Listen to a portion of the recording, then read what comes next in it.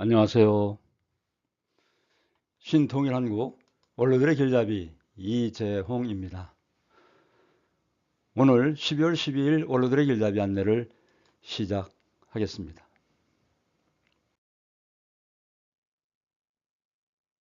노인들의 일자리에 대해서 말씀드리면 노인 일자리 사업에 참여한 노인들은 미참여 노인들보다 상대적 빈곤율이 7.2% 감소했다는 연구 자료가 나왔습니다. 또 1인당 월 평균 의료비도 노인 일자리 미참여 노인의 의료비를 월 기준 7만 729원 적게 사용한 것으로 확인됐습니다. 또 일자리 참여 노인의 경우 미참여 노인에 비해 우울증 같은 그러한 그 병이 크게 낮아지고 반대로 자아 존중감과 삶의 만족도는 높아진 것으로 나타났습니다. 한마디로 노인 일자리가 노인의 삶의 질을 크게 개선하고 있으며 이런 노인의 삶의 질 향상은 바로 사회 전체의 활력으로 작용하게 된다고 연구진은 보고 있습니다. 현재 우리나라의 노인 일자리는 공공형, 즉 공익활동, 사회서비스형, 민간형의 세 가지 형태로 나뉩니다. 현재 공공형이 다수를 차지한 노인 일자리를 사회서비스형과 민간형으로 확대하는 방향으로 나아갈 필요가 있다고 보고 있습니다. 노인, 즉 원로들께서도 건강을 지켜가시면서 힘이 닿는 한 일자리에 참여하시고 개인은 물론 사회 건설적 발전에 참여하시는 원로들이 되시길 바라면서 오늘의 원로들의 길잡이 12월 12일 목요일 순서를 시작하겠습니다. 제 영상이 도움이 되셨다면 구독, 좋아요 잊지 마시고 눌러주시면 더 좋은 영상을 만드는 데 큰 힘이 되겠습니다. 현재 우리나라는 12월 3일 비상계엄 선포와 해제 이후 그 후유증이 심각할 정도입니다. 다만 분명한 것은 여야를 막론하고 우리 대한민국은 어느 정치인이나 정당이나 특정한 집단을 가진 자들의 편향적 주장으로는 안 된다는 것입니다. 우리 신통일한국은 하늘이 지금까지 지켜오신 것처럼 앞으로도 우리나라를 지켜주실 것이고 이 섭리에 반하는 자는 역사의 뒤안길로 사라질 뿐이라는 것을 말씀드리며 시작하겠습니다. 이 시간엔 신통일한국 이데올로기의 갈등과 극복이란 주제로 말씀드리고자 합니다. 이데올로기란 개인이나 사회 집단의 사상을 말하며 행동을 이끄는 관념이나 신념의 체계를 뜻합니다. 한국전쟁도 그렇고 남북으로 갈라진 현재 대한민국 갈등도 사리사욕 당리당략에 치우친 이데올로기의 대립관계 때문이라고 볼 수 있습니다. 따라서 신통일 한국을 이루어가는 데 가장 핵심적으로 해결해야 할 문제가 서로 다른 이데올로기를 어떻게 극복할 수 있을 것인가에 대한 문제가 될 것입니다.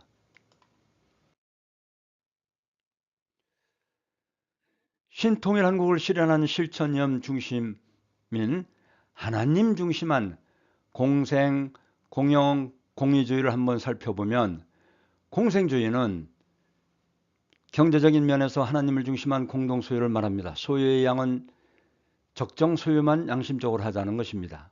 그리고 공영주의는 정치적인 체제를 말하는데 형제민주주의로서 부모를 중심하고 양심이란 부모를 모시는 형제세계에서 필요한 것입니다.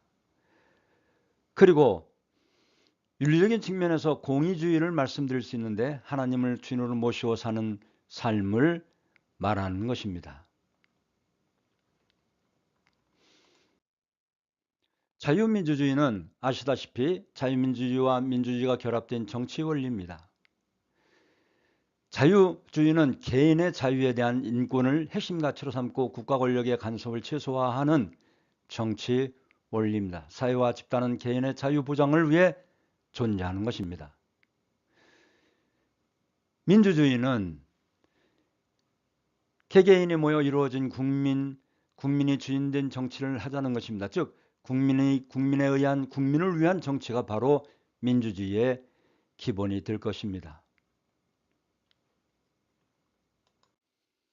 자유민주주의의 문제점은 이기주의로 인한 자유에 대한 잘못된 해석과 오남용 그리고 선거제도의 결함으로 참된 민주주의 목적을 성취하지 못하고 있습니다. 종교분리에 의해 종교는 자본주의화되고 되어버렸고 개인의 지도 이념을 잃어버림으로써 종교의 자유는 자본주의의 물결에 휩쓸려 방종으로 흐르고 말았습니다. 개인은 오직 자본만을 추구하게 되었으며 국가도 무한 경쟁적 자유방임의 시장경제체제를 추구하게 되어서 절대선의 기준을 세우지 못하고 있습니다. 자유민주주의 투표제도의 문제점을 투표식 선거제도가 갖는 근본적인 결함을 생각해 볼 수 있습니다. 요즘 우리나라 국회의원의 행태를 보면 더욱 그 문제점을 볼 수가 있는 것입니다. 참으로 안타깝습니다. 애덤 스미스의 자유방임주의는 1776년에 쓴 국보론에서 나타나 있습니다. 개인의 자유방임주의에 의해 이익을 추구하는 자유방임주의적 경제행위가 사회적인 즉 국부, 부를 가져온다고 주장한 것이다. 모든 인간이 지금 처해 있는 상황을 개선하고자 하는 욕구, 즉 요람에서 무덤까지 떨쳐버릴 수 없는 욕구를 가지고 있습니다. 우리는 그들의 인간성에 의해서가 아니라 그들의 이기적 욕구 때문에 사회적 관계를 맺게 됩니다. 노동가치설이라고 하는 것은 이기적 욕구로 노동한 대가가 임금으로 주어지는 것입니다. 예를 들어 마르크스는 노동을 최고의 가치로 내세웁니다. 노동하지 않으면 가치가 나올 수 없다는 것이 생각입니다. 노동으로만 가치가 생기기 때문에 노동을 최고의 가치로 내세우는 것입니다. 반면에 아담 스미스의 시장경제는 공평한 관찰자의 보이지 않는 손, 즉 시장에 의해 공정하고 효율적인 부가 배분되며 사회적 조화가 실현된다고 주장을 했습니다. 언제 방송에 보니까 고해 그림 한 장이 450억 원짜리가 러시아 박물관에 전시 중이라고 하는군요. 그 그림에 그만한 노동의 가치가 들어가서 그만한 금액이 형성되었을까요? 노동량에 따라 가치가 결정된다는 공산주의 노동가치설은 공장노동과 농업시대가 주를 이룰 때, 즉 18세기, 19세기에나 나올 법한 이야기입니다. 지금은 남북통일을 준비할 때입니다. 지금은 남북통일을 준비할 때입니다. 준비된 통일은 축복이지만 준비 없는 통일은 재앙입니다. 평화요 민족의 저력을 발휘할 때입니다.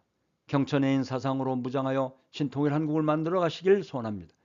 우리나라는 환태평양 시대, 더 나아가서 세계의 중심 국가가 될 것입니다.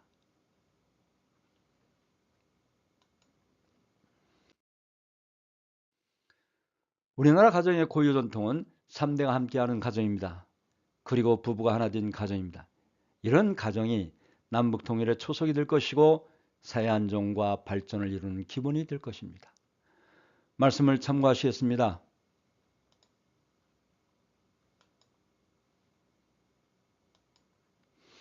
모든 완성된 가정에서 조부모는 하나님과 선한 조상을 대신하여 왕과 여왕의 자리를 차지하게 될 것입니다. 부모는 현재 인류를 대표하는 왕과 여왕의 위치를 지니게 될 것입니다. 그리고 자녀들은 모든 미래의 후손들을 대표하여 왕자와 공주의 위치를 갖게 될 것입니다. 이 모든 3대가 하나 될 때 과거, 현재, 미래의 3세대가 조화롭게 한 데서 살게 될 것입니다. 평화경 1491쪽을 참고하였습니다.